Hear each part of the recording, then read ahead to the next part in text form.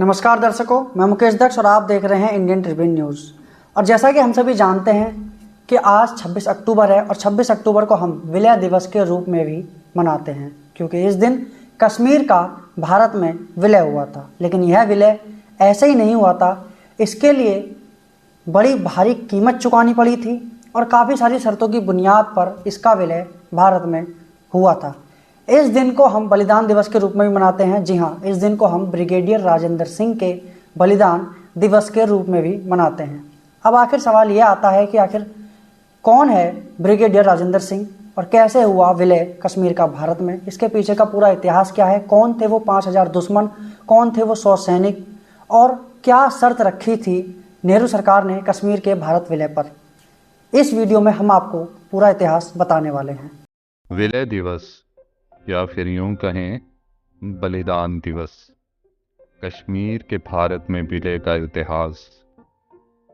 16 मार्च 1846 को ब्रिटिश के कब्जे में आने के बाद कश्मीर एक देसी रियासत बन गया। इसे जम्मू कश्मीर के महाराजा गुलाब सिंह ने अंग्रेज़ों से खरीदा था। जम्मू कश्मीर अकेली ऐसी रियासत थी जहां पर अंग्रेज़ों का राज नहीं चल सका।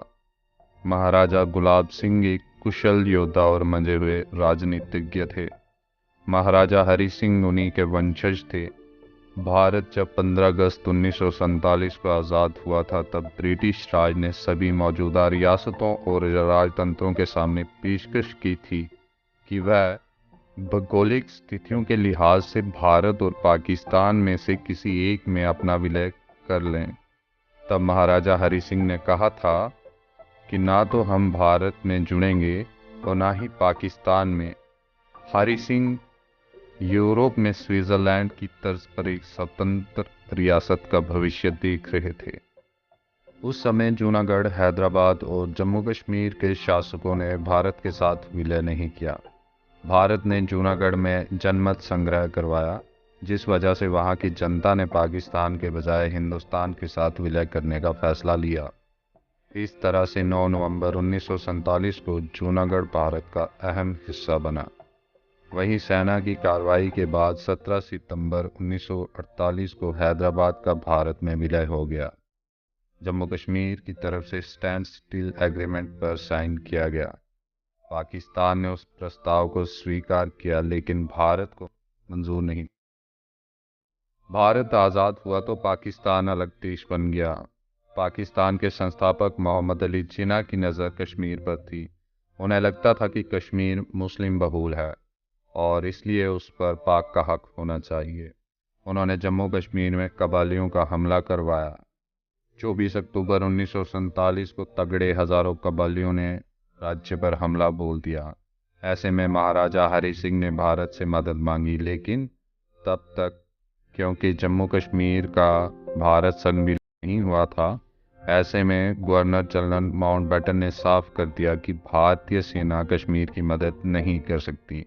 26 अक्टूबर 1947 को तत्कालीन महाराजा हरि सिंह ने स्थितियों को देखते हुए राज्य के भारत में विलय के लिए एक कानूनी दस्तावेज पर साइन किया था।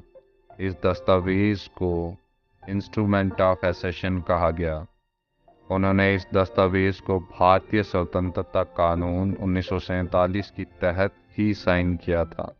इसे साइन करते ही महाराजा हरि सिंह जम्मू कश्मीर को भारत के प्रभुत्व वाला राज्य मानने पर सहमत हो गए थे।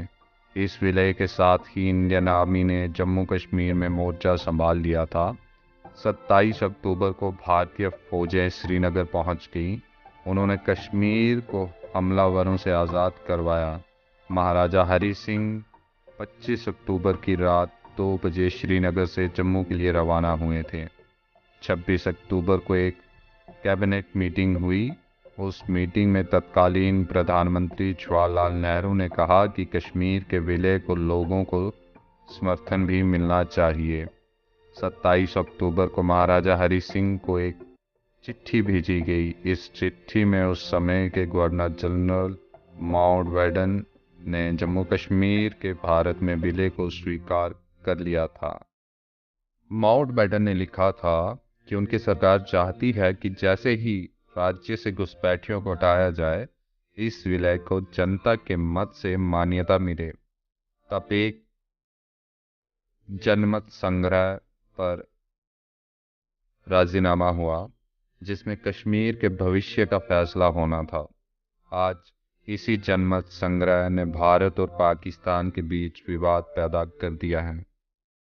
भारत आज भी कहता है कि विलय बिना किसी शर्त पर हुआ था और अंतिम था, वहीं पाक इस विलय को धोखा करार देता है।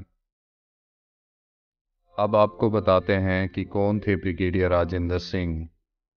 ब्रिगेडियर राजेंद्र सिंह जम्मू कश्मीर के महाराजा हरि सिंह की फौज के ब्रिगेडियर थे।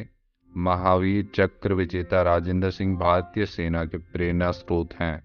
राजेंद्र सिंह ने आखिरी सांस तक दुश्मन को कश्मीर के उड़ी में रोककर देश से जम्मू कश्मीर के विलय को संभव बनाने में अहम योगदान दिया था।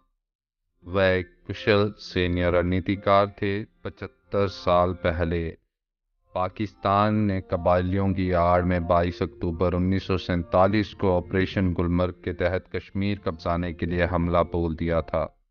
उस वक्त वह महाराजा हरि सिंह की फौज के चीफ ऑफ स्टाफ थे। 100 सैनिकों की टुकड़ी के साथ उन्होंने 5000 दुश्मनों को रोकने के लिए उड़ी में मोर्चा संभाला। 5 दिन तक दुश्मन को रोकने वाले ब्रिगेडियर राजेंद्र सिंह 26 अक्टूबर को अपने साथियों के साथ वीरगति को प्राप्त हो गए। इसके बाद भारतीय सेना 27 अक्टूबर को कश्मीर पहुंच गई थी। महावीर चक्र विजेता ब्रिगेडियर राजेंद्र सिंह ने अपने 70 सैनिकों के साथ वीरगति पाई थी।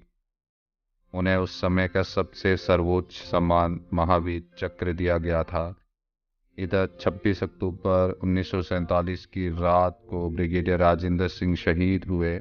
उधर अगले दिन सुबह 5 बजे सेना की एक सिख बटालियन की 2 कंपनियां वायुसेना के विमान से लेफ्टिनेंट कर्नल दीवान रंजन के नेतृत्व में श्रीनगर पहुंच गई थी और फिर उसने मोर्चा संभालकर पाकिस्तान से कश्मीर को बचाकर भारत में विलय किया। इंडियन ट्रिब्यून न्यूज़ भारतीय सेना और ब्रिगेडियर राजेंद्र सिंह की वीरता को सलाम करती है। ऐसे ही और वीडियोस के लिए हमारे चैनल के सब्सक्राइब करें और इस वीडियो को ज़्यादा से ज़्यादा शेयर कीजिए। धन्यवाद।